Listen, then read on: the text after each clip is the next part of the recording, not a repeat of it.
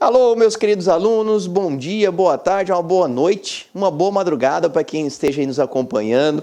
Meu nome é o professor Silvio Soares, Já estamos aí nessa labuta em conjunto com vocês, trabalhando para nós trazermos um conteúdo de forma simplificada, de forma rápida e para que tenhamos um sucesso absoluto no concurso bancário, nos concursos bancários, inclusive aí, no concurso do Banco do Brasil.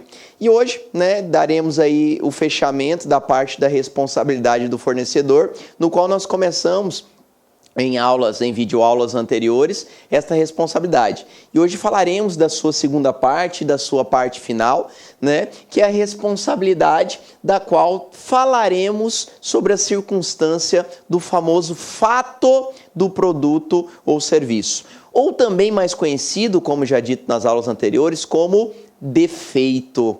Então, o primeiro passo da nossa aulinha de hoje é identificarmos estas circunstâncias. Por que hoje nós vamos falar um pouquinho dessa segunda parte, professor? Porque, pessoal, como já dito, nós temos que ter bastante calma no momento do concurso público, ficarmos, cientes que o vício, ele diverge do defeito. O vício, ele é diferente do defeito.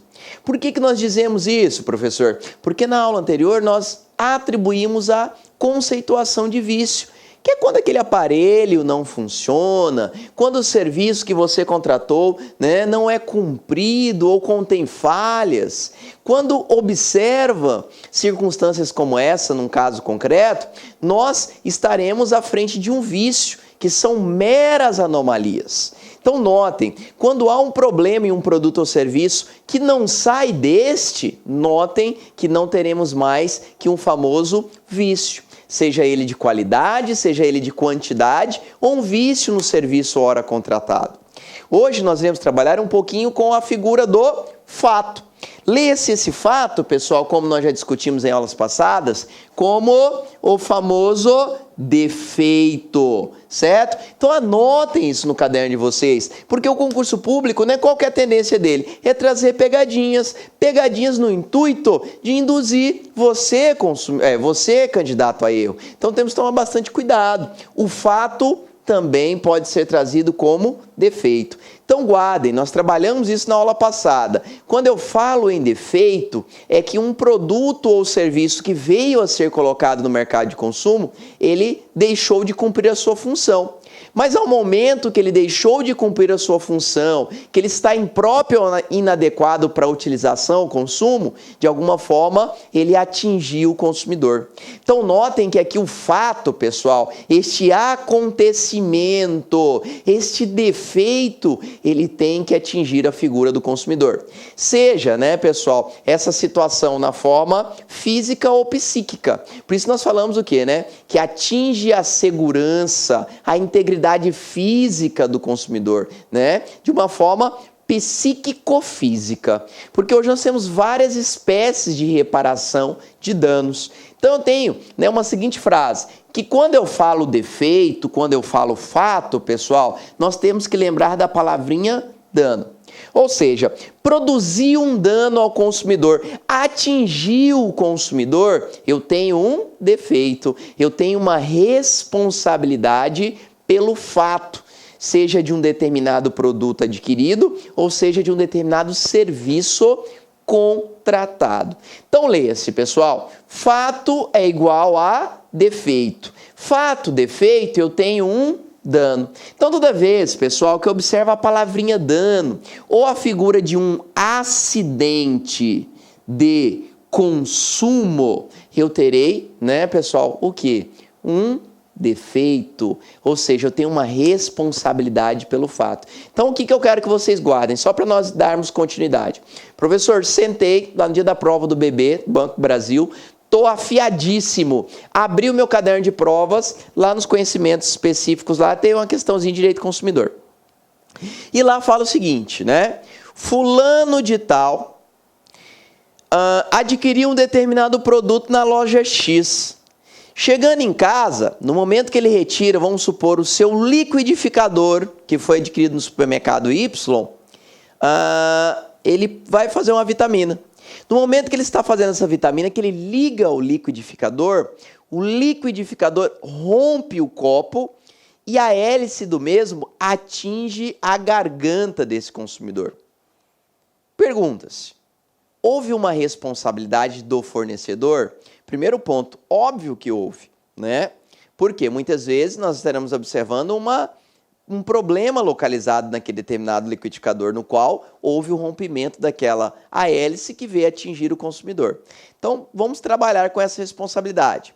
Segundo, se há uma responsabilidade do fornecedor, essa responsabilidade é pelo fato deste produto que eu adquiri ou é pelo vício deste produto que eu adquiri? Aí que vem a grande incógnita. Vício ou defeito? Vício ou fato?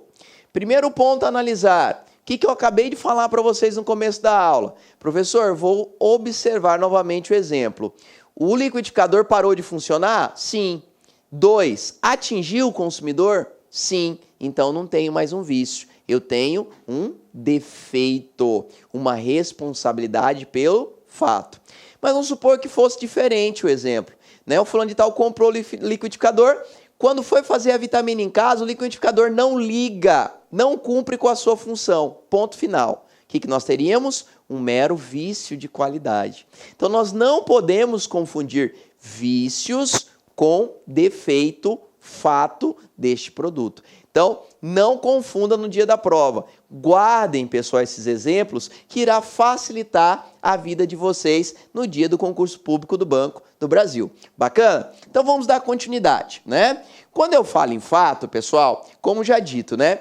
O fato ele é atribuído tanto ao produto quanto ao serviço. Então, eu posso ter um produto defeituoso, como eu posso ter a prestação de serviço defeituoso também, né? Um serviço que é oferecido que não veio a ser cumprido o que foi determinado e que trouxe danos ao consumidor. Então, quando eu falo em danos, acidente de consumo, atingiu fisicamente ou psicologicamente, eu estou trabalhando com defeito. Então, há sim defeitos nos serviços prestados.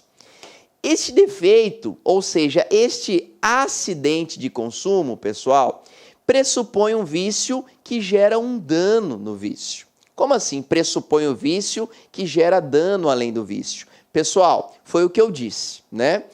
O defeito, a responsabilidade pelo fato, nós temos o quê? Muitos doutrinadores acabam apontando que esse defeito ele é um vício qualificado. Mas como assim, professor, um vício qualificado? Porque só teria um defeito a partir daquele momento que o produto que eu adquiri ou o serviço que eu contratei atingiu a segurança, a integridade psíquico-física do consumidor. Então notem, de um lado eu tenho acidente de consumo, de outro eu tenho o quê? Uma mera anomalia no produto. Mera anomalia, professor, não fugiu dali, tem um vício. Atingir o consumidor, seja físico ou psíquico, eu tenho um defeito, eu tenho um acidente de consumo, eu tenho uma responsabilidade pelo fato deste produto. Certo, pessoal? E este dano que eu falo, essa circunstância ocasionada à integridade física, saúde ou segurança do consumidor, nós estamos trabalhando o quê, pessoal, né? Com o defeito. Né? Nós estamos trabalhando com a responsabilidade pelo fato. Então eu já trouxe aqui para facilitar a nossa vida. Falei em segurança do produto e serviço. Falei em risco à integridade física em relação à sua saúde. Eu tenho o quê, pessoal? Um defeito. Ou também conhecido como fato do produto ou serviço. Certo? Não podemos deixar de reconhecer essas duas palavrinhas para que não tenhamos nenhum tipo de problema no dia do nosso concurso público. Temos que estar bem antenados a essa circunstância, certo? Para que não traga nenhum tipo de problema e para que a gente fique fera, né? E gabarite as questões de direito do consumidor, caso venham a ser cobradas junto ao concurso de vocês. Todo produto ou serviço traz em si a capacidade de causar acidente. Todo produto ou serviço traz em si a capacidade de causar acidentes. Então notem, pessoal, né? Tudo isso tem que ser observado. Por que nós falamos que traz essa capacidade? Pessoal, muitos produtos ele já vem identificado alguns riscos que ele pode trazer à sua saúde, segurança, à sua integridade física.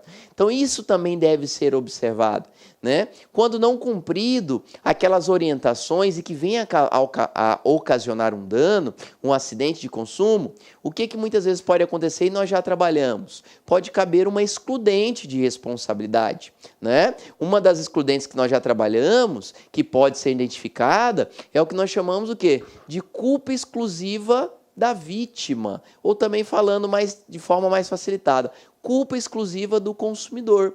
Então, se ele não cumpre, pessoal, aquelas orientações básicas para a utilização do produto ou de um determinado serviço, isso vem a desencadear um dano, há a possibilidade o quê? Do fornecedor se eximir, se excluir de responsabilidades. Beleza? Vamos lá. Onde eu vou encontrar esse defeito, professor? Esta responsabilidade pelo fato do produto. Hoje nós encontraremos esses critérios de responsabilidades a partir do artigo 12 do Código de Defesa do Consumidor. O artigo 12, ele irá trabalhar o quê, pessoal? Com algumas figurinhas das quais iremos apontar hoje que serão responsabilizadas de forma objetiva, ou seja, independentemente de culpa, no reparo destes danos, destes acidentes de consumo que são provocados contra a figura do consumidor em virtude daquele produto ora adquirido. Trouxe aqui alguns pontos. Apartamentos decorados com os móveis fora de padrão, produto com glúten sem informação, tinta de cabelo. São exemplos, pessoal, de produtos que podem desencadear acidentes de consumo, pode ocasionar danos ao consumidor.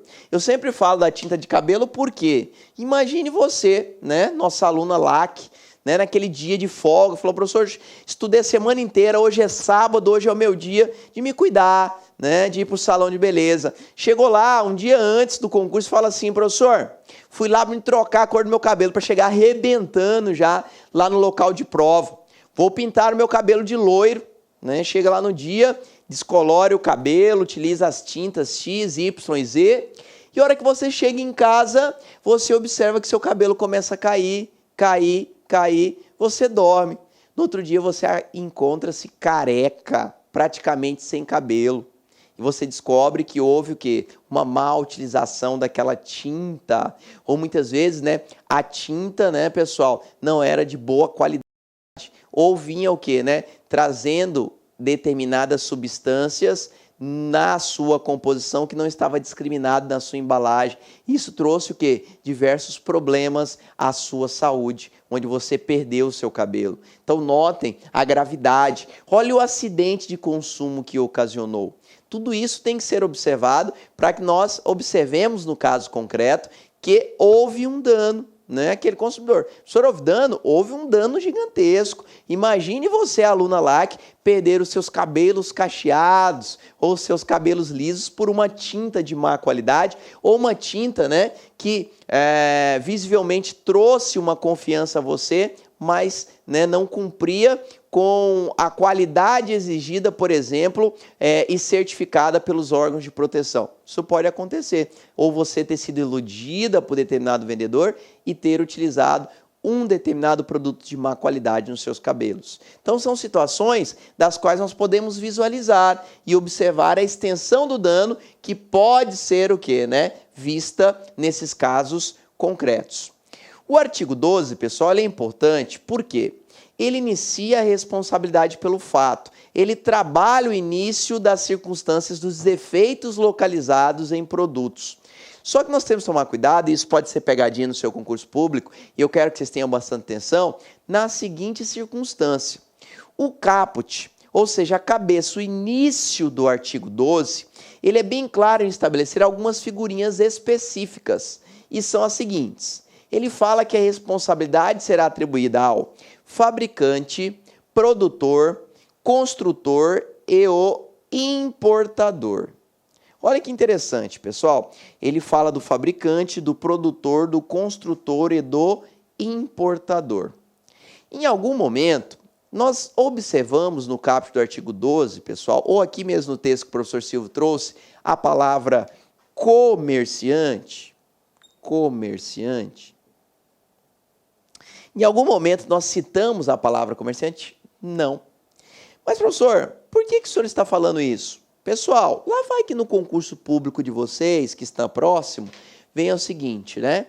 O comerciante no rol aqui.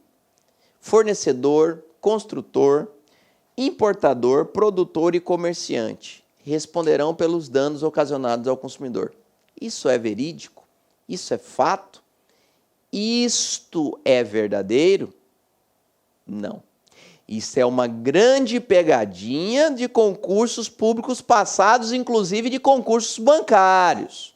Prestem bastante atenção. Quando nós falarmos em responsabilidade pelo fato, ou seja, quando eu trabalhar com defeito em um produto, pessoal, prestem bastante atenção. Nós não iremos evidenciar de primeira a figura do comerciante, mas sim do fabricante, produtor, construtor e o importador. Por que isso, professor? Porque aqui, pessoal, nós temos que ter uma grande visualização. Na responsabilidade pelo fato do produto, ela diverge um pouquinho da responsabilidade pelo vício que estudamos. Porque aqui, pessoal, a responsabilidade do comerciante será subsidiária. Aonde eu encontro esta determinação, professor? Essa determinação, esta previsão, ela se encontra no artigo 13 do Código de Defesa do Consumidor. Notem, pessoal, que aqui as técnicas de fabricação e produção, ela terá um grau de responsabilidade subsidiária à figura do comerciante. Ou seja, o artigo 13 ele nos traz o seguinte: o comerciante responderá de igual forma ao fabricante, construtor, produtor e importador quando. Então notem, pessoal, que ele está dando o quê, né? Uma vírgula aí. Em regra, o comerciante não responde de forma solidária, com o fabricante, construtor, importador ou o produtor, fabricante, produtor, construtor, desenvolvedor, fabricante. Oh, meu Deus do céu, né? Deu uma travada aqui. O fabricante, o produtor, o construtor e o importador, né? São 4 figurinhas que observamos no artigo 12. Por que lá não está o comerciante? Porque o comerciante não é que ele deixa de responder, não é que ele deixa de ter responsabilidade, mas o comerciante, para a lei, quando eu falo em responsabilidade pelo fato, quando eu trabalho com a figura do defeito, ele fica guardadinho em uma responsabilidade subsidiária. O que é uma responsabilidade subsidiária? Como o próprio nome já diz, meus queridos alunos, ele fica abaixo. Então, primeiro, eu tenho fabricante, eu tenho que desenvolvedor, produtor e importador, certo? Esses 4 que aqui encontra, certo, pessoal? Eles são os responsáveis diretos e subsidiariamente o comerciante. Então, notem, professor, isso num caso concreto. Quais são as circunstâncias que o comerciante ele vai se encontrar no mesmo nível? Ou seja, ele vai responder de igual forma, solidariamente com o fabricante, produtor, construtor e importador. O comerciante, pessoal, ele só responderá de igual forma a essa cadeia que nós acabamos de falar quando não cumprir com uma das 3 circunstâncias estabelecidas no próprio artigo 13, no decorrer dos seus incisos. Inciso 1, 2 e 3. O que nos estabelece esses 3 incisos? O primeiro fala o seguinte: responderá de igual forma o comerciante se o fabricante, construtor, produtor ou importador não puder ser identificado. Então notem, pessoal, se eu estou lá vendendo um produto de determinado fabricante e esse produto ocasionou um acidente de consumo, o que vai acontecer? No caso do dano, né, no caso do defeito, eu deveria buscar o fabricante. Mas, professor, às vezes aquele produto que eu comprei não tem nenhuma informação do fabricante e somente tem informação de onde eu comprei, que é aquele fornecedor, que é aquela determinada padaria ali da esquina. O que vai acontecer? A padaria vai responder de igual forma. Por quê, professor? Porque a padaria, né, deixou de cumprir o que está estabelecido na lei. Quando eu não consigo identificar o fabricante, o construtor, produtor ou importador, comerciante responderá de igual forma. Outra situação, quando o comerciante o quê, pessoal, né? Não conseguir a identificação do fabricante, produtor, construtor ou importador. Então, notem, não houve identificação, não pode ser identificada essas figurinhas, responderá de igual forma o comerciante. Terceiro e último, relação à conservação inadequada. Por quê, professor? Se eu não consigo identificar o fabricante, construtor, né, pessoal, o importador e o desenvolvedor, o que vai acontecer? Se eu não consigo encontrar essas 4 figurinhas, eu tenho o comerciante, forma subsidiária. Agora, se o comerciante não consegue identificar essas figurinhas, não tem nenhum tipo de dados, informações sobre eles, ponto final, responde de igual forma. Ou em terceiro caso, né, que é o mais simples, quando não há uma conservação adequada do produto. Porque às vezes o produto vem todo perfeito, dentro da sua data de validade, mas o comerciante não cumpre, por exemplo, em manter aquele determinado produto refrigerado, nas temperaturas horas determinadas pela embalagem, e o mesmo estraga, alguém compra, come e passa mal. Seria injusto, em virtude desta circunstância, nós acionarmos o fabricante, por exemplo. Porque a responsabilidade seria integral de quem? De quem deixou, né, pessoal, de prestar aí a situação, de determinar e guardar esse produto da forma adequada. Isso acontece muito, né? Supermercados, né? Você nunca ouviu falar que desliga os seus freezers à noite, né? Supermercados que deixam de cumprir com aquelas temperaturas, horas estabelecidas na embalagem do produto. Então, houve uma má adequação, houve a comprovação dessa circunstância, o comerciante responde de igual forma. Certo? Então, são 3 situações hoje no qual nós trabalhamos com a responsabilidade subsidiária.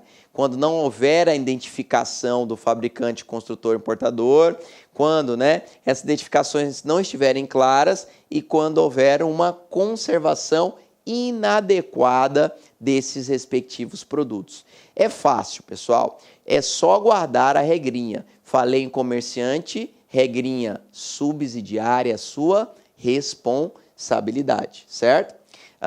Aqui trouxe ainda, pessoal, os fornecedores com autorização governamental. Isso é importante, né? Vários fornecedores, em virtude de alguns produtos ou serviços oferecidos, eles também possuirão essa autorização governamental para que ele possa disponibilizar os mesmos no mercado de consumo, certo? Tudo isso é interessante para vislumbrarmos, no caso concreto, o grau de responsabilidade que terá o mesmo.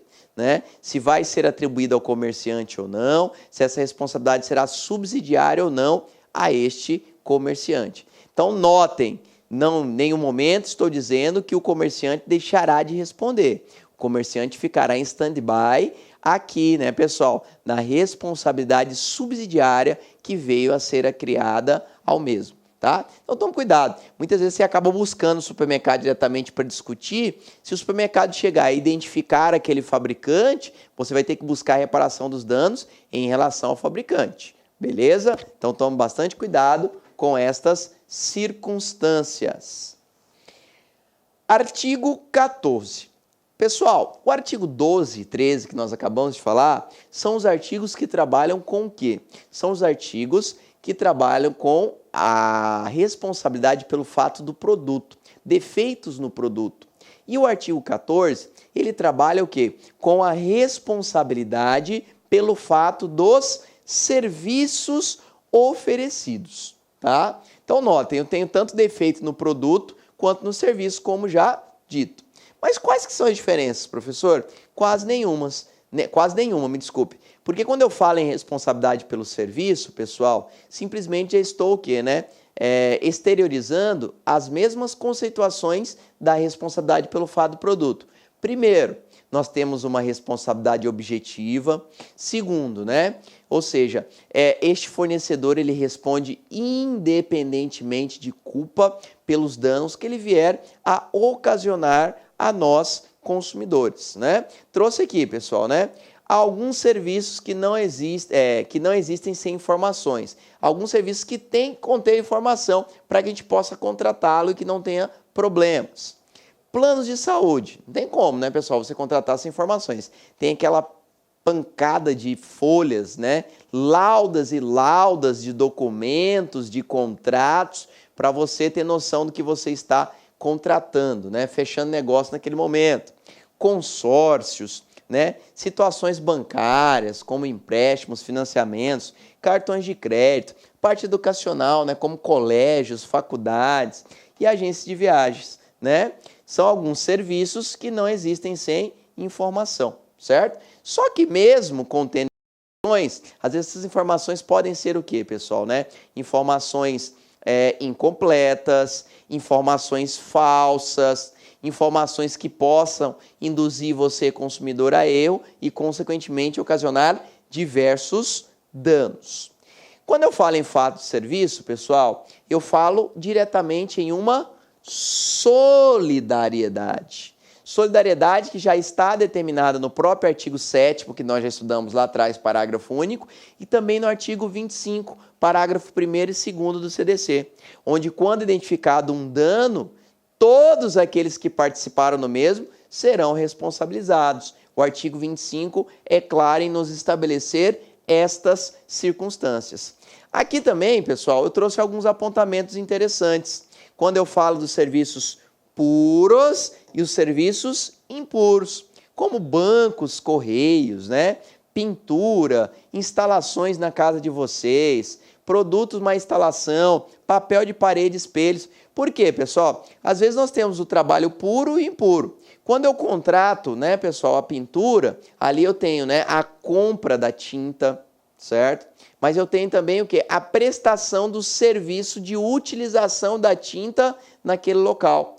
Se um determinado pintor utilizou daquela tinta e a pintura não ficou boa, pode ter duas circunstâncias, né? Uma, né, que a alteração veio da própria tinta, ou outra, né, que a tinta foi mal utilizada por parte deste profissional. Então tudo isso tem que ser trabalhado. Nós temos a vinculação de serviços puros com serviços impuros, certo? É claro, né, identificando aí o acidente de consumo ou identificando danos ocasionados ao consumidor, nós temos uma responsabilidade pelo fato e, consequentemente, temos o quê, pessoal? Um defeito naquele serviço que veio a ser oferecido a vocês. Outro ponto importante, a responsabilidade ela será na medida da sua participação.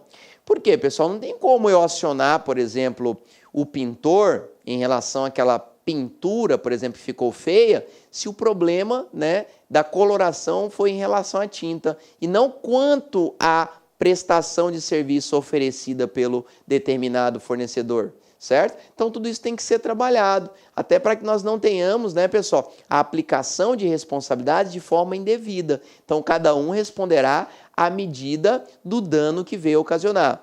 Não participou? Não responde, né? Ou participou de alguma forma, nós buscaremos atribuir a reparação desse dano conforme, né, pessoal, a medida e o limite que ele veio a participar do mesmo. Outro ponto importantíssimo, pessoal, no artigo 13, que nós faltamos a citar aqui, é que sendo a responsabilidade pelo fato no produto, ou sendo a responsabilidade no fato pelo serviço, ou seja, o defeito no produto ou o defeito no serviço, nós não poderemos deixar de esquecer do artigo 13. O artigo 13, que nós já citamos lá na parte dos vícios, aqui também novamente iremos focá-lo, que é as ações de regresso. Então, tudo bem, professor, se nós não conseguimos de imediato identificarmos toda aquela cadeia de fornecedores, mas acionamos um deles, este que foi acionado respondeu integralmente, caberá a este que sentiu-se prejudicado as ações de regresso contra os outros fornecedores, tá? Aqui é importante trazermos também o seguinte, pessoal, um ponto que até trouxe, denunciação à lide. O que o STJ vem entendendo? Hoje o artigo 88, pessoal, do próprio Código de Defesa do Consumidor, ele é bem claro em nos trazer que, em regra, não caberá denunciação à lide em circunstâncias dentro das relações de consumo. Então, tome bastante cuidado nesse sentido, tá? Fornecedores com autorização governamental. Novamente, pessoal, certo? Fornecedores que possuem autorização governamental têm que observar todas as circunstâncias na prestação desses serviços, porque se houve a identificação de danos, acidentes de consumo, responderão conforme a medida do dano hora praticado. O artigo 14, pessoal, que nós começamos a falar sobre a responsabilidade pelo fato dos serviços, ele também se estende um pouquinho no seu parágrafo 4º. Por quê? O parágrafo 4º do artigo 14, ele vem a nos falar sobre um tema importantíssimo e tem também grandes chances de ser cobrado na provinha, no concurso público bancário de vocês, que é a figura do profissional liberal. O que seria esse profissional liberal, professor? É o famoso autônomo, né? Olha o exemplo, o médico é profissional liberal, o advogado profissional liberal, né? Engenheiros, arquitetos, são aí exemplos que poderemos observar na vida, né? Que são identificados como profissionais liberais, autônomos. O que acontece, professor? Nós temos que tomar muito cuidado, isso é uma grande pegadinha que já foi cobrada em concursos públicos passados, que o profissional liberal, quando falamos da responsabilidade pelo fato do serviço que ele prestou, muda-se essa responsabilidade. Por quê? Entendemos e aprendemos em aulas anteriores que qual que é a regra nas relações de consumo? Que a responsabilidade ela é objetiva. Aqui, pessoal, quando eu falo no profissional liberal, notem que a regra muda. O profissional liberal só irá responder pelos danos ora ocasionados quando houver a comprovação de culpa. Ou seja, o que houve, qual foi a identificação que nos trouxe o artigo 14, parágrafo 4º? Uma simples identificação, que o profissional liberal, pessoal, ele responsabilizará por um determinado dano se você comprovar o limite da culpa que ele teve, né? A extensão da culpa naquele caso concreto. Professor, não consegui comprovar, não tem responsabilidade o fornecedor nesse caso. Então, professor, fornecedor só será responsabilizado quando for profissional liberal, nas circunstâncias que houver a comprovação, a extensão da culpa que possuiu este junto àquele dano ora observado. Então aqui, pessoal, nós temos que guardar a seguinte regra. Quando eu falo em profissional liberal, lembre-se que ele responde de forma subjetiva. Então pode estar lá na prova. A regra nas relações de consumo, objetiva. Em relação ao profissional liberal, subjetivo. Então lembre-se, profissional liberal, médico, responde, desde que você comprovar a sua culpa, certo? Isso é uma exceção à regra do nosso Código de Defesa do Consumidor. Regra objetiva, exceção profissional liberal, subjetiva será as suas responsabilidades. Beleza? Então tomem bastante cuidado com essa circunstância. Até trouxe aqui a citação do próprio parágrafo 4º do artigo 14. A responsabilidade pessoal dos profissionais liberais será apurada mediante a verificação de culpa. Então notem, pessoal, aqui o profissional liberal só vai responder se eu comprovar a extensão de culpa que ele teve quanto àquele dano ora produzido. Não consegui comprovar, professor, consequentemente, não terá reparação de danos. Então, fiquem bastante antenados, meus queridos alunos, bastante antenados, para que não tenha nenhum tipo de problema com as pegadinhas do concurso público bancário de vocês, tá? Então, é pontos primordiais que podem ser cobrados. Falei em médico, falei em advogado, lembre-se dessas circunstâncias, pessoal, né? Lembre-se do profissional liberal, lembre-se da responsabilidade subjetiva destes profissionais, tá? É uma exceção à regra da qual encontramos. E por último, pessoal, para nós reforçarmos, né, o entendimento que nós começamos já lá na parte da responsabilidade pelos vícios, aqui novamente nós voltamos a frisar as excludentes de responsabilidade agora pelo fato do produto, certo? Que mantêm-se as mesmas, podem guardar a mesma regra. Porque aqui, pessoal, nós observamos o seguinte: quando houver a culpa exclusiva do consumidor, já falamos. Segundo, quando a culpa for exclusiva de terceiro, Também. E quando houver a ausência de dano, ou seja, a inexistência de um defeito. Então, professor, se naquele caso concreto da prova que eu estiver fazendo, falar que houve a culpa exclusiva do consumidor, o que vai acontecer? Exime a responsabilidade daquele defeito. Professor, se alegar, por exemplo, que o defeito inexiste naquele serviço que foi ofertado, não tem defeito, não cabe responsabilidade. Também será excludente. Se houver também a determinação de culpa exclusiva de terceiro, nós já trouxemos vários exemplos em aulas passadas. Seja a culpa de terceiro, seja a culpa exclusiva do consumidor, seja a comprovação que não possua defeito naquele serviço prestado, acabou. Não há responsabilidade do fornecedor. São as excludentes que hoje estão previstas no artigo 14, parágrafo 3º do Código de Defesa do Consumidor. Então notem, pessoal, que é praticamente as mesmas excludentes que eu tenho na responsabilidade pelos vícios do produto ou serviço. Encontrarei aqui junto ao fato do produto ou serviço, ou seja, o defeito no produto ou serviço. Bacana? Aqui também, pessoal, eu trouxe um outro ponto importante que eu não poderia deixar de falar sobre a excludente de responsabilidade caso fortuito ou de força maior. Espera aí, professor, vamos com calma porque eu não estudei isso ainda. O caso fortuito ou de força maior, pessoal, nada mais é que fatos imprevisíveis e muitas vezes inevitáveis, ou também conhecidos como fatos previsíveis, mas inevitáveis. Então, eles podem ser imprevisíveis e inevitáveis, ou eles podem ser previsíveis, mas inevitáveis. Isso depende o quê? Da conceituação entre os nossos doutrinadores. Então, é difícil, né, ser cobrado dessa forma no concurso público de vocês. Então, notem que, independente das circunstâncias, por que existe uma excludente aqui? Porque eles não podem ser parados. Certo? Eles irão acontecer. Por isso eu falo, é previsível, professor, mas vai ser inevitável, certo?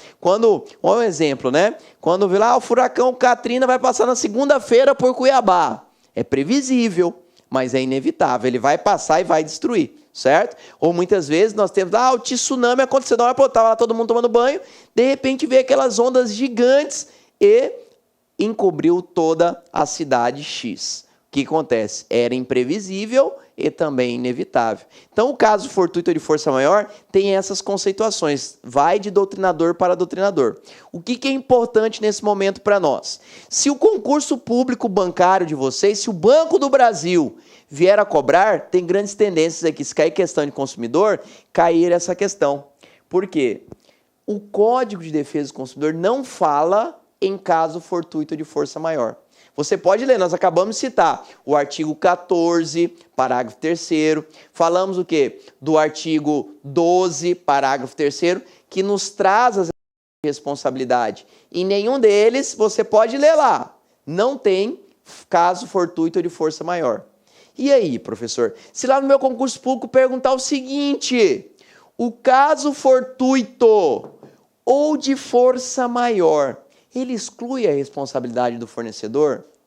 Se eu assinei um contrato, uma prestação de serviço, e de alguma forma me trouxe dano, o banco, em momento oportuno, sustentou na sua tese de defesa que houve um caso fortuito de força maior.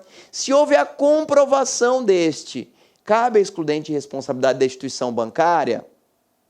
Aí você fica aquela incógnita, né? Fala, poxa, professor, e agora? O que eu faço? Você pensa bem, ora, professor, eu assisti às videoaulas, eu fiz a leitura do Código de Defesa do Consumidor. Em nenhum momento tem a palavrinha caso fortuito de força maior. Não tem essa excludente lá, professor. Então, consequentemente, eu não vou aplicar. Não façam isso, pessoal. Não façam isso de forma alguma. Porque STJ está entendendo de forma diferenciada. O que é o STJ, que nós já estudamos? Superior Tribunal de Justiça. Nós temos aqui exceções. Um dos nossos ministros, né, pessoal, do STJ, Herman Benjamin, um dos grandes ministros que nós temos, né, no qual eu tiro o chapéu, um papa dentro do direito do consumidor. Ele tem uma vertente, uma visão diferenciada, que o caso fortuito de força maior. Hoje, mesmo não estando de forma explícita dentro do CDC, ele pode ser aplicado como excludente. Professor, então se estiver lá na minha prova, o caso fortuito de força maior como excludente de responsabilidade pode ser aplicada? Positivo, tá? Então, mesmo não contendo no rol, de forma explícita, no Código de Defesa do Consumidor, seja no artigo 14, parágrafo 3º, ou seja no artigo 12, parágrafo 3º, em ambos, pessoal, cabe a aplicação do caso fortuito de força maior, desde que, é claro, devidamente comprovado pelo fornecedor, certo? Esse é um posicionamento que hoje encontramos junto ao Superior Tribunal de Justiça. Por que eu falo isso, pessoal? Olha que interessante. Vamos dar só um exemplo para facilitar a vida de vocês. Muitos de vocês, né, almejam chegar a um objetivo, que é passar no concurso público, né? Todo mundo tem esse sonho, certo? Como eu tinha o meu sonho de ser professor. Estou tentando, né? Aí, um dia a gente vai chegar à perfeição, um dia nós vamos chegar, né, à excelência, ser um professor, né, quem sabe em 99,9%. Mas estamos tentando. Foi um sonho que eu tinha, né? Estou conseguindo galgar e chegar, certo, a um resultado bom, certo? E é isso que eu quero. Professor, amo o que eu faço. Beleza, como vocês querem o seu concurso. Só que muitos de vocês podem estar andando de ônibus público, né? Ou também conhecido aqui na nossa cidade como coletivo, certo? Vou pegar o coletivo para ir lá para o cursinho, professor. Vou pegar o coletivo para eu ir lá fazer a minha prova. Perfeito. Aí vem aquela grande pergunta. Você, né, está dentro do coletivo, tranquilamente. No meio do caminho, você escuta alguns barulhos. Aquele barulho para você fala, não é estranho esse barulho, aí você consegue identificar que são tiros. De repente, pessoal, a hora que você observa, vem uma bala do nada e atinge o seu braço. Era uma bala pequena, né, de um fuzil AR-15, certo? Uma balinha desse tamanho. Arranca o seu braço. Amputa o seu braço de imediato, pá, caiu o seu braço no chão. Houve um dano, pessoal? Sim, professor, houve um dano, certo? Com certeza. Perfeito. Segundo, cabe responsabilidade à empresa que está lhe transportando? Cabe responsabilidade, pessoal, à empresa que é proprietária desses coletivos? E aí? Não surge uma incógnita? Se cair uma pergunta semelhante no seu concurso público, o que você vai fazer? Pessoal, acompanhando o posicionamento dos tribunais, do STJ, nós estamos tendo essa visão, conforme já dito. O STJ acompanha as circunstâncias, pessoal, na seguinte situação, que a empresa de transportes coletivos não tem responsabilidade em relação àquele dano de você ter perdido o seu braço por uma bala perdida. Professor, mas por quê? Há uma relação de consumo. Estou pagando para andar naquele determinado ônibus e caro, muitas vezes. Mas notem, pessoal, que a empresa, em momento oportuno, sustentou na sua defesa um caso fortuito de força maior. Um fato imprevisível e inevitável, certo? Então, olha para você ver como está sendo as coisas. Professor, estou revoltado, eu não entendo dessa forma. Verdade, o pessoal também discorda em vários pontos, mas infelizmente nós temos que entender o que pode cair na sua prova. Então, tome cuidado, certo? Porque a visão dos tribunais é a seguinte: bala perdida, certo? Nesse caso do ônibus, por exemplo, não vincula a empresa, porque é imprevisível e inevitável, certo? Então, a empresa poderia sustentar o caso fortuito de força maior e nessa forma, conseguir se eximir de responsabilidade, certo? Então, é só um exemplo para facilitar a vida de vocês e para demonstrar que o caso fortuito de força maior, mesmo não existindo no rol hoje do Código de Defesa do Consumidor, ele está sendo admitido como excludente de responsabilidade do fornecedor. Certo, pessoal? Então tome bastante cuidado para que você não caia em nenhum tipo de pegadinha dentro, certo, do seu concurso. Vamos lá, pessoal. Finalizando os pontos também, nós temos que falar um pouquinho sobre os prazos, decadência e prescrição. Por quê, professor? Nós falamos sobre vícios, falamos sobre defeitos, seja no produto, seja no serviço, falamos um pouquinho de garantia em aulas passadas, né? Produto durável 90 dias, produto não durável 30 dias, mas não falamos ainda da prescrição desses direitos, né? Começamos a falar. Então aqui nós iremos simplesmente dar uma pincelada para fecharmos com chave de ouro. Iremos começar com a decadência. Por quê, professor? A decadência, fim do prazo previsto em garantia contratual mais legal, afeta o direito de reclamar ante ao fornecedor. O que acontece, pessoal? Prestem bastante atenção. Eu quero que vocês guardem uma pequena regra, certo? Aqui. Nós falamos de vício e falamos de defeito. Lembre-se, defeito, fato do produto ou serviço. Quando eu falar, pessoal, quando eu falar em decadência, eu quero que vocês lembrem de vícios, tá? Toda vez que estiver na sua provinha falando de vícios, seja no produto ou serviço, eu estarei com prazos decadenciais. No vício, os prazos decadenciais serão 2, de 90 dias para os produtos duráveis, que nós já falamos, e de 30 dias para os produtos não duráveis, certo?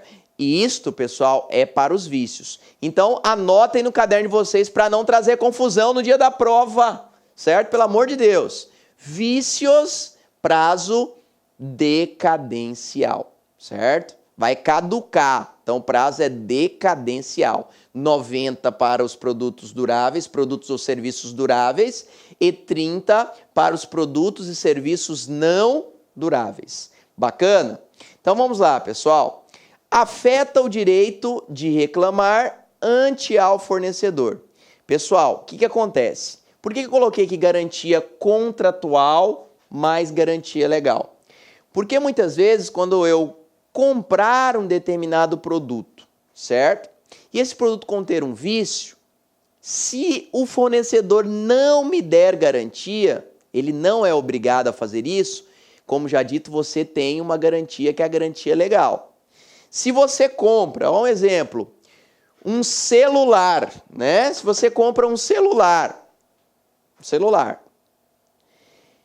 e o fornecedor não lhe dá garantia, beleza, ele é obrigado, falar na prova, garantia contratual é obrigatória. Falso! O fornecedor não tem a obrigação de lhe dar garantia. Por quê? Porque eu já tenho a garantia legal. O celular, pessoal, ele terá uma garantia legal de 90 dias. Por quê, professor? Porque é um produto durável, certo? Professor, decorreu os 90 dias, prescreve o meu direito ou decai o meu direito? Ele decai, pessoal, porque é um prazo decadencial. Caduca. Se decorrer o prazo estabelecido e você não buscou reclamar do produto que estava viciado, que não cumpria a sua função, ou seja, que não funcionava, caducou o seu direito. Acabou, você não tem mais chance de buscar a responsabilidade do fornecedor. Então notem, só um exemplo para facilitar a vida de vocês. Às vezes você chega lá no fornecedor, só porque vocês compreendem e vê as pegadinhas que temos na vida prática. Fala assim, moço, quanto tempo de garantia tem esse notebook? Ele fala assim, ó, a garantia é de 1 ano, certo? 1 ano, perfeito, tranquilo. Aí você leva o notebook embora, etc e tal, tá usando ele em casa. Quando deu 1 ano e 1 dia, o notebook parou de funcionar. Você fica revoltado, estressado, fala, vou lá na assistência. Chegou na assistência autorizada, você fala assim, ô moço, infelizmente, o senhor tem conserto, mas a garantia não cobre. Não cobre por quê? Porque ela acabou ontem. O senhor tinha 1 ano de garantia. Aí você fala assim, poxa, por causa de 1 dia. Aí você conversar com um, pesquisar na internet, conversar com o outro. Você começa a observar o Código de Defesa do Consumidor. E você já estudou isso em aulas, em videoaulas anteriores, falando o seguinte, que um produto durável tem 90 dias de garantia. Aí qual o raciocínio que você pode chegar? Professor, o dia que eu fui lá na loja, ele falou para mim que eu teria 1 ano pelo fabricante. Então, se o fabricante me deu 1 ano, isso não é garantia legal, é garantia contratual. Então, se eu tenho a garantia contratual, professor, subentende que eu terei mais a garantia legal. Então, notem que eu teria 1 ano mais 90 dias. Então, professor, cheguei a esse raciocínio. Posso discutir, posso brigar nessa situação? Pode, pessoal. Temos várias circunstâncias das quais nós temos o quê? A garantia contratual somado à garantia legal, que pode dar o quê? 1 ano e 90 dias, certo? Tome bastante cuidado e tenha bastante atenção com estas situações. Agora, prestem atenção. Se de alguma forma o concurso público trouxer a seguinte sistemática para vocês, que o fabricante atribuiu 1 ano, mas deixou de forma clara e prevista o certificado de garantia, que 1 ano era 9 meses garantia contratual, mais 90 dias garantia legal, dando total de 1 ano. Pode fazer isso? É legal? É permitido por lei? Sim, desde que esteja de forma clara, visível, pessoal, né, para o consumidor. Tem que estar de forma clara, né, pessoal? Tem que estar visível, tem que estar o que expressa para o consumidor. Se houver essa sistemática, infelizmente aqui eu não tenho a somatória de mais 90 dias. Por quê? Porque os 90 dias já está englobado dentro de 1 ano. Só que isso tem que estar de forma clara, expressa e visível, escrita lá, né, brilhante, para que o consumidor tenha noção da mesma, tá? Isso é só para um critério aí, pessoal, para você identificar a diferença dessas somatórias, da garantia contratual mais a garantia legal. Findou esses prazos, meus queridos alunos, decaiu o seu direito, acabou. Eu não tenho mais como reclamar quanto àquele determinado vício evidenciado no meu produto. Bacana? Causas que podem obstar a decadência. O que é obstar, pessoal? Suspender. Deixar o que? De contar esse prazo de 90 ou 30 dias no produto adquirido ou no serviço contratado. Quando que vai obstar? Parar, travar. Quando, olha lá, pessoal, houver ciência inequívoca do consumidor até a sua resposta. Como assim? Ciência inequívoca do fornecedor até a sua resposta. Pessoal, se houver um vício no seu produto, ele não está cumprindo a sua função, eu não consigo identificar uma assistência, eu posso fazer uma comunicação, falando bonitinho que o meu produto não está funcionando, que você quer que conserte, vá e protocole junto ao fornecedor. Até que o fornecedor transmita uma resposta para você deste ofício, obsta, suspende o quê? O prazo de decadência. Isso é bom para o consumidor, certo? O professor está enrolando lá para me responder. Então, até ele responder, fica suspenso a contagem dos 90 ou 30 dias, que é o prazo de reclamação do produto durável ou do produto não durável, o que também chamamos de garantia legal. Compreenderam, pessoal? Olha a outra forma.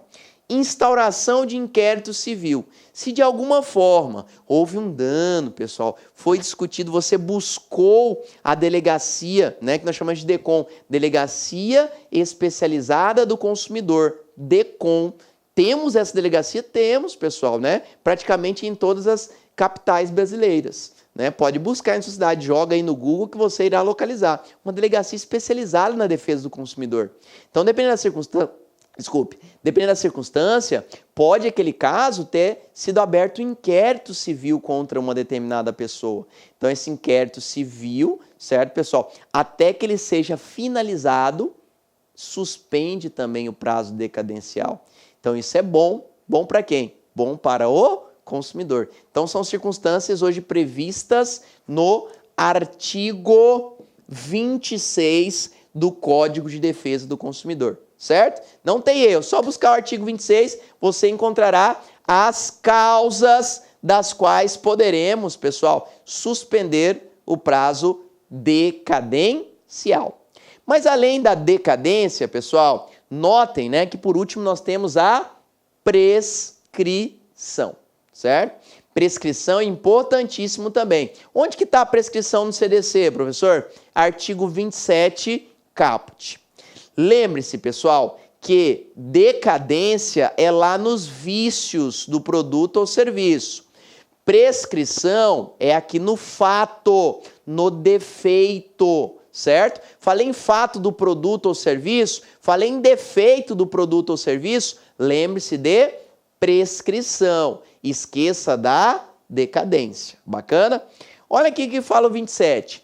Atinge a pretensão de deduzir em juízo o direito de ressarcir-se dos danos oriundos do fato do produto ou serviço. O que acontece, pessoal? Você, consumidor que foi lesado psiquico-fisicamente, houve um dano.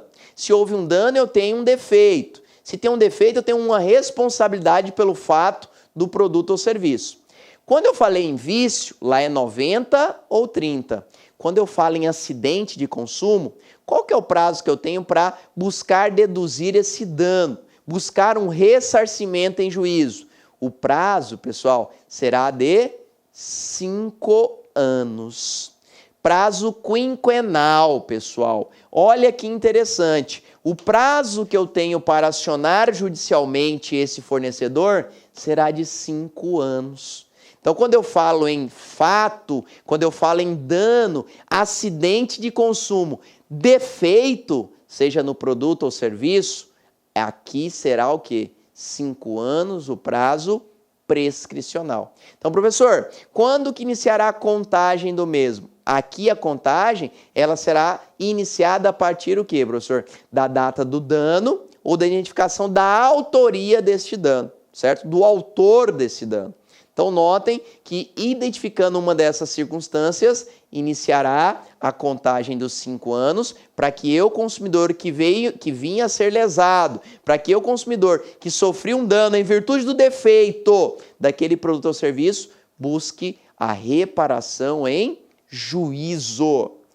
Início do prazo, como já dito, conhecimento do dano ou conhecimento da autoria do dano. Tudo isso, pessoal, está previsto no próprio caput do artigo 27. Na cabeça, no início do artigo 27, nós encontraremos todas estas informações. Olha que bacana, professor. É fácil, meus queridos alunos, né? Nós temos que ter bastante cuidado com isso, tá? Eu quero que vocês prestem bastante atenção para que não traga nenhum tipo de dúvidas no dia da prova. Vocês viram que existe uma diferenciação para identificarmos o vício do defeito ou fato do produto e serviço? Não é a mesma coisa, pessoal. Cada um tem os seus prazos específicos, cada um tem as suas conceituações específicas. Então temos que tomar bastante cuidado para que não tenhamos, problemas em errarmos no dia da prova, tá? E para fecharmos com chave de ouro, pessoal, eu queria aproveitar esse pequeno espaço aqui, vamos fazer aqui mesmo, só para que você tenha bastante cuidado. Muitos alunos, falam, professor, é muita informação. Eu sei que às vezes pode nem cair essa questão no concurso público, mas eu quero guardar. Mas se cair também eu quero acertar, professor. Como que eu faço? Eu criei uma sistemática, um sisteminha facinho, certo? Para você guardar os prazos e as circunstâncias de prescrição e decadência. Como nós falamos de vício e defeito, às vezes mistura, não é verdade? Então, o que eu quero que vocês anotem no caderninho de vocês? Olha que interessante, faz um quadrinho lá e coloca o seguinte: DP5, DP5, VD 9030. VD 9030. DP5, VD 9030. Tá? Professor, o que tem? Você tá maluco? Não tô entendendo mais nada. Para que eu vou escrever isso no caderno? Olha lá que interessante. Se no momento da prova caiu vício, caiu defeito, caiu prescrição, caiu decadência, professor, não lembra mais de nada, não lembra mais de prazo, tô pirado. O que você vai fazer? O quadrinho da salvação do professor Silvio Soares, certo? Isso mata muitas questões de direito do consumidor em relação a prazos, decadência e prescrição. Por que o DP5 VD 9030? Olha que interessante. O D, pessoal, é de dano. Então, quando eu falo em dano, eu lembro de defeito, D de dano, D de defeito, acidente de consumo. Ah, professor, agora eu lembrei. Então eu estou falando de fato do produto ou serviço. Perfeito. Então D, lembra-se de defeito, D, lembra-se de dano, lembra-se de acidente de consumo. Atingir o consumidor, seja na forma psíquica, seja na forma física. Beleza? P de quê, professor? P de prescrição. Ah, professor, verdade, né? Quando é defeito, quando houve dano, quando houve fato do produto ou serviço, eu tenho prescrição. E qual que é o prazo dessa prescrição, meus queridos alunos? 5 anos. Pô, professor, vamos matar a pau na prova, porque se cair eu já vou lembrar. D de defeito ou dano, que é prescricional e que tem 5 anos para eu entrar judicialmente. Olha que legal. Onde inicia? Aí é mais fácil, né? 5 anos contado da data do dano ou da descoberta do autor que praticou o dano. Perfeito. Embaixo, professor, o que é o V? V de vício, pessoal. Lembra? V de vício. O D é de quê, pessoal? De decadência. Decadência. Ou seja, então quando há vícios no produto ou serviço, eu tenho um prazo decadencial. Por isso V de vício, por isso D de decadência. Só que os prazos, pessoal, dos vícios por ser decadenciais, ele pode ser o quê? Maior de 90 e menor de 30. Por que maior de 90? Porque 90 dias, pessoal, sempre é para os produtos duráveis. Então guarde assim, o que dura, o que se mantém, o prazo é maior, então é 90. O que não dura, que nós chamamos de não durável, o prazo é menor, ou seja, de 30 dias. Certo? Então, pessoal, facilita a nossa vida. Para aquele que esteja perdido no dia da prova, ou estudou muito, deu aquele branco momentâneo, lembre-se do DP5VD 9030. D, defeito, P, prescrição, 5 anos, V de vício, né, pessoal? D de decadência e 90 maior durável, 30 menor não durável. Beleza? Tem muitos que adoram esse quadrinho que facilita a nossa vida e a gente com certeza arrebenta no dia da prova. É fácil, pessoal. Só guardar o quadrinho que vai o quê, né? Trazer aí um grande auxílio no dia da sua prova, do seu concurso público bancário. Beleza, pessoal? Agradeço muito a atenção de vocês hoje. Peço desculpas aí pelo um pouco gaguejarem no decorrer da aula, certo? Mas sabe que aqui estou de coração, estou aberto aí a perguntas. Vocês têm aí, né? Muitos obrigados. Já gostaria de agradecer nesse finalzinho de aula aí o pessoal que me adicionou já na rede social, no Facebook, né? Caso vocês queiram nos adicionar aí ao Silvio Soares 2, tá? Estamos à disposição. Ou no Instagram, também estamos lá sempre enviando aí algumas informações interessantes. Estou agora criando, pessoal, para o auxílio de vocês, irei disponibilizar também alguns mapas mentais, porque nós sabemos que figuras, pessoal, facilitam muitas vezes, né, guardar casos, algumas características das relações de consumo. Estamos também aí, pessoal, com o nosso e-mail, né? Qualquer coisa, é só mandar um e-mailzinho, professor Silvio Soares, Silvio UNIC, Silvio UNIC, silviounic@gmail.com. Beleza, pessoal? Qualquer coisa, estamos aí para lhe auxiliarmos. Obrigado novamente. Que todos aí tenham um bom dia, uma boa tarde, uma boa noite, uma boa madrugada e logo, logo estaremos aí com as últimas videoaulas para fecharmos com chave de ouro este conteúdo de direito do consumidor e arrebentarmos o direito bancário. Fiquem com Deus e até a próxima.